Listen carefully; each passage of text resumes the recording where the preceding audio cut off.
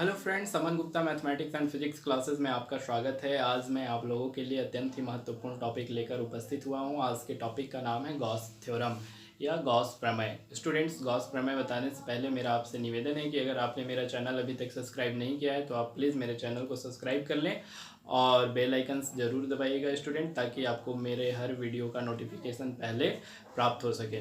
Students, Gauss theorem के बारे में अगर हम चर्चा करें तो यह स्थिर विद्युत चैप्टर का अर्थात इलेक्ट्रोस्टैटिक्स चैप्टर का मेरे द्वारा निर्मित 8वां वीडियो है। यह 8वां भाग है। आप हर एक वीडियो को अंत तक देखिएगा, यह मेरा आपसे निवेदन है, ताकि आपको हर टॉपिक अच्छे से समझ में आए और आपका किसी प्रकार का कोई डाउट उसमें ना रहे। स्टूडेंट्स, टॉपिक बताने से पहले टॉपिक के बारे में थोड़ा सा जिक्र कर लूं कि इस गॉस थ्योरम को कार्ल फ्रेडरिच गॉस ने आवेश और विद्युत क्षेत्र के बीच संबंध प्रतिपादित करने के लिए या संबंध को दर्शाने के लिए इस नियम की व्युत्पत्ति की थी, जिसे गॉस प्रमेय कहते हैं। इस प्रमेय के अनुसार यह बताया गया है कि किसी बंद पृष्ठ से होकर गुजरने वाला संपूर्ण विद्युत फ्लक्स उस बंद पृष्ठ में उपस्थित कुल आवेश का 1/ε0 गुणा होता है। स्टूडेंट्स, इस परिभाषा में या इस नियम में आपको एक शब्द सुनने को मिला, विद्युत फ्लक्स। तो विद्युत फ्लक्स क्या होता है उसके बारे में हम आपको बता देते हैं। स्टूडेंट, पिछली कक्षा में हमने विद्युत क्षेत्र और विद्युत बल रेखाओं के बारे में पढ़ा है, तो मैं फाइनली आपको बता रहा हूँ, घुमा फिरा के नहीं बता रहा, कि विद्युत क्षेत्र में क्षेत्रफल के अभिलंबवत गुजरने वाली या निकलने वाली या उत्सर्जित समस्त बल रेखाओं को विद्युत फ्लक्स कहते हैं। स्टूडेंट्स, ध्यान रखिएगा, विद्युत फ्लक्स को हम फाई ई से प्रेजेंट करते हैं, इसको फाई पढ़ते हैं, ठीक है स्टूडेंट्स, फाई ए से प्रदर्शित करते हैं। विद्युत फ्लक्स स्टूडेंट्स दो प्रकार के होते हैं। सबसे पहला विद्युत फ्लक्स होता है धनात्मक विद्युत फ्लक्स और दूसरा विद्युत फ्लक्स होता है ऋणात्मक विद्युत फ्लक्स, अर्थात positive electric flux and negative electric flux. आइए जानते हैं पॉजिटिव इलेक्ट्रिक फ्लक्स क्या होता है। जब किसी विद्युत क्षेत्र के क्षेत्रफल से बाहर की ओर बल रेखाएं निकलती है, विद्युत क्षेत्र के क्षेत्रफल से अभिलंबवत बाहर की ओर बल रेखाएं निकलती हैं, तो इस प्रकार की बल रेखाओं के समूह को धनात्मक विद्युत फ्लक्स या पॉजिटिव इलेक्ट्रिक फ्लक्स कहा जाता है। स्टूडेंट्स, धनात्मक विद्युत फ्लक्स को अपसरित विद्युत फ्लक्स भी कहते हैं। अपसरित या अपसरण का मतलब होता है फैलना। ये विद्युत बल रेखाओं को फैला देती है, इसलिए इसको अपसरित विद्युत फ्लक्स भी कहते हैं। दूसरा होता है स्टूडेंट ऋणात्मक विद्युत फ्लक्स या निगेटिव इलेक्ट्रिक फ्लक्स। तो जब विद्युत क्षेत्र में क्षेत्रफल के लंबवत अंदर की ओर बल रेखाएं प्रवेश करती है या अंदर की ओर संपूर्ण बल रेखाएं निकलती है या आती है, तो इस प्रकार की बल रेखाओं को ऋणात्मक विद्युत फ्लक्स कहते हैं या निगेटिव इलेक्ट्रिक फ्लक्स कहते हैं। स्टूडेंट्स, ध्यान देने योग्य महत्वपूर्ण बातें हैं कि ऋणात्मक विद्युत फ्लक्स को अभिसरित विद्युत फ्लक्स भी कहते हैं। क्यों? क्योंकि ये संपूर्ण विद्युत बल रेखाओं को एक ही बिंदु पर केंद्रित करती है। अभिसरण का मतलब होता है केंद्रित करना, ठीक है। तो एक ही बिंदु पर उनको आपतित होने देती है या आने देती है, इसलिए इसको अभिसरित विद्युत फ्लक्स भी कहते हैं, ठीक है स्टूडेंट। और भी जानने योग्य बातें ये हैं कि अगर विद्युत फ्लक्स जो है या विद्युत बल रेखाएं जो है वो विद्युत क्षेत्र के समांतर निकलती हैं, तो विद्युत फ्लक्स का मान बहुत कम होता है, अर्थात शून्य होता है। और अगर विद्युत बल रेखाएं विद्युत क्षेत्र के लंबवत निकलती हैं तो विद्युत फ्लक्स का मान अधिक होता है। लंबवत निकलेंगी जब विद्युत फ्लक्स या विद्युत बल रेखाएं विद्युत क्षेत्र के समांतर निकलती हैं, तो इस स्थिति में विद्युत फ्लक्स का मान जो होता है वो शून्य होता है या न्यूनतम होता है। और जब विद्युत फ्लक्स या विद्युत बल रेखाएं विद्युत क्षेत्र के लंबवत निकलती हैं, तो इस स्थिति में विद्युत फ्लक्स का मान अधिकतम होता है, ठीक है स्टूडेंट। तो स्टूडेंट विद्युत फ्लक्स तो आपका क्लियर हो गया। आइए चलते हैं गॉस के प्रमेय में। गॉस का प्रमेय क्या कहता है स्टूडेंट्स, मैंने पहले बताया, फिर से रिवीजन कर दे रहा हूँ एक बार कि किसी बंद पृष्ठ से होकर गुजरने वाले संपूर्ण विद्युत फ्लक्स उस बंद पृष्ठ में उपस्थित कुल आवेश का 1/ε0 गुणा होता है। अगर मान लीजिए स्टूडेंट कोई बंद पृष्ठ S है, ठीक है, तो जो हमारा विद्युत फ्लक्स फाई ई होगा वो 1/ε0 इंटू क्यू, क्यू जो है आवेश का मान है, तो इसका मल्टीप्लाई कर देंगे तो phi E equal to Q upon ε0, ये जो आएगा ये गॉस का प्रमेय कहलाएगा। इस प्रमेय को हम अभी सिद्ध करेंगे स्टूडेंट। तो चलिए आते हैं अपने प्रमेय में। स्टूडेंट्स प्रमेय के अनुसार हमने लिख दिया है फाई ई इक्वल टू बंद समाकलन या close integration vector E dot vector D S equal to Q upon ε0। ये गॉस का थ्योरम है स्टूडेंट, यही प्रूव करना है हमें। इसके लिए हमने सबसे पहले मान लिया कि एक बंद पृष्ठ S है जिसके केंद्र O पर प्लस Q आवेश है और केंद्र से R दूरी पर कोई बिंदु P है जहाँ पर विद्युत क्षेत्र की तीव्रता हमें पता है कि विद्युत क्षेत्र की तीव्रता E इक्वल टू होगी 1/4πε0 इंटू क्यू अपॉन आर का स्क्वायर। तो स्टूडेंट बिंदु P पर विद्युत क्षेत्र की तीव्रता को वेक्टर ई से दिखा दिए और P पर एक अल्प पृष्ठ ds की कल्पना करते हैं। वेक्टर ds जो है वो विद्युत क्षेत्र के साथ थीटा कोण बनाता है। स्टूडेंट्स हम अल्प पृष्ठ को केंद्र के साथ मिलाकर एक शंकु के आकार की संरचना करते हैं जिनके बीच जो बना कोण है उसका मान डी ओमेगा देते हैं। डी ओमेगा को घन कोण कहते हैं स्टूडेंट, अर्थात यहाँ पर बना कोण घन कोण कहलाता है।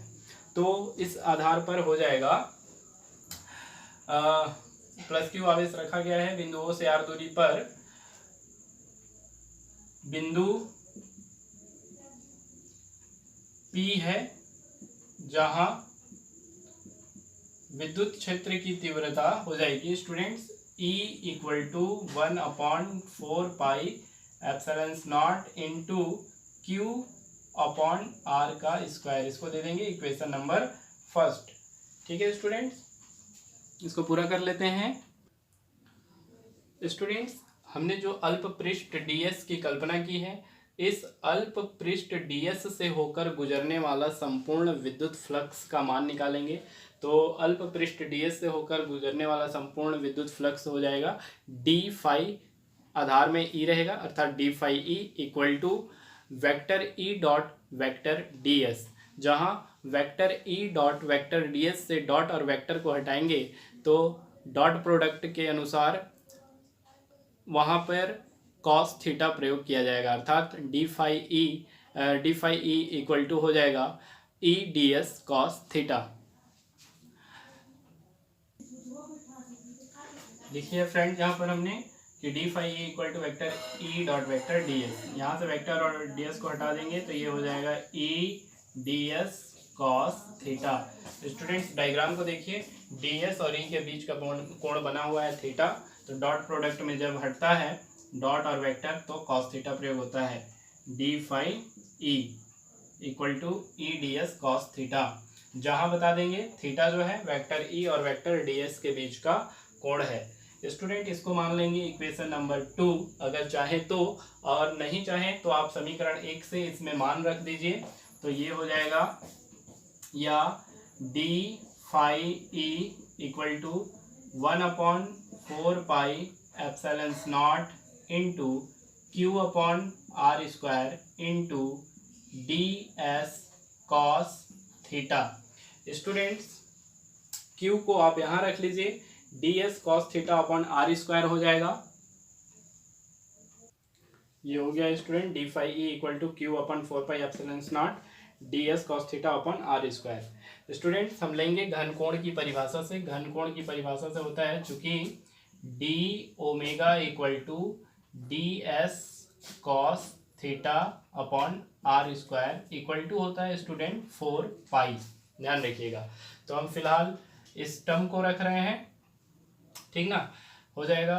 अतः D phi E equal to Q upon 4 pi epsilon not into D omega. इसको दे देंगे स्टूडेंट इक्वेशन नंबर 3। स्टूडेंट्स अभी हम अल्प पृष्ठ से होकर गुजरने वाले संपूर्ण विद्युत फ्लक्स का मान ज्ञात कर रहे थे। अब हम संपूर्ण बंद पृष्ठ से होकर गुजरने वाला विद्युत फ्लक्स का मान निकालेंगे। तो लिखेंगे अतः संपूर्ण बंद पृष्ठ से होकर गुजरने वाला विद्युत फ्लक्स समीकरण 3 से हो जाएगा स्टूडेंट। समीकरण 3 से या इक्वेशन 3 से आप बता सकते हैं। संपूर्ण के लिए हम बंद समाकलन का प्रयोग करते हैं। बंद समाकलन D phi E equal to बंद समाकलन vector E dot vector D S. Students vector E dot vector D S को हम सॉल्व किए हैं तो हमारे पास आया है बंद समाकलन q upon 4 pi epsilon not into D omega. तो स्टूडेंट्स इसका इंटीग्रेशन करेंगे तो केवल फाई ई बचेगा और इंटीग्रेशन और डी दोनों खत्म हो जाएगा। इस टर्म को नहीं उतार रहे हैं स्टूडेंट, डायरेक्ट यहाँ चलते हैं। q upon 4 pi epsilon not जो है वो कांस्टेंट है डी ओमेगा के रिस्पेक्ट में, इसलिए इंटीग्रेशन मार्क से बाहर हो जाएगा और क्लोज इंटीग्रेशन के अंतर्गत ओनली डी ओमेगा रहेगा। स्टूडेंट इस समाकलन डी ओमेगा का जो मान होता है समाकलन डी ओमेगा इक्वल टू कितना होता है 4 पाई, जैसा कि मैं बताया आपको।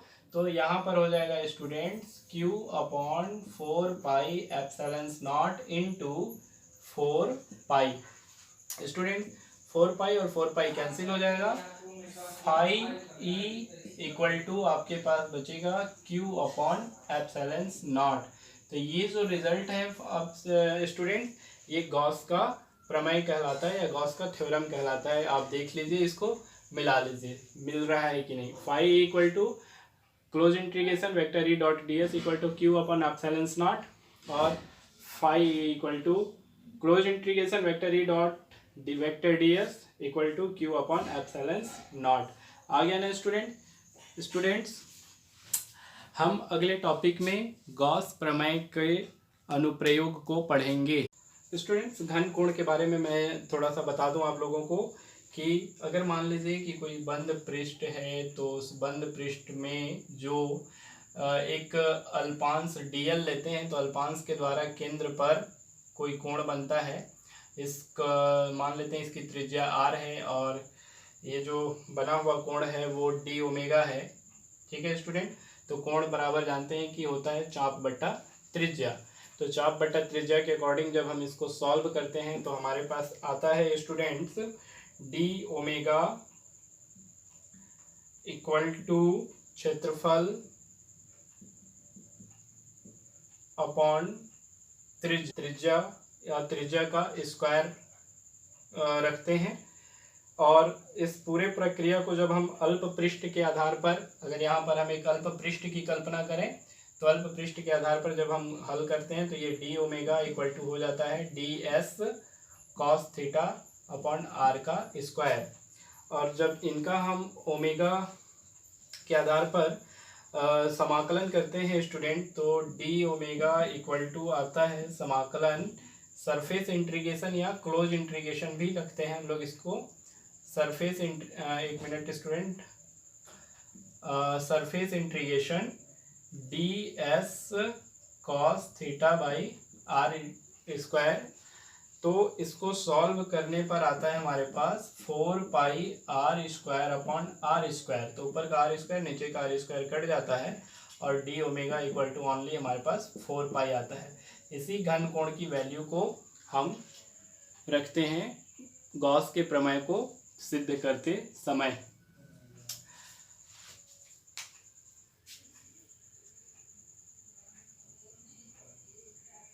घन कोण एक विमाहीन राशि होता है और इसका एसआई मात्रक जो होता है वो स्टेरेडियन होता है फ्रेंड्स।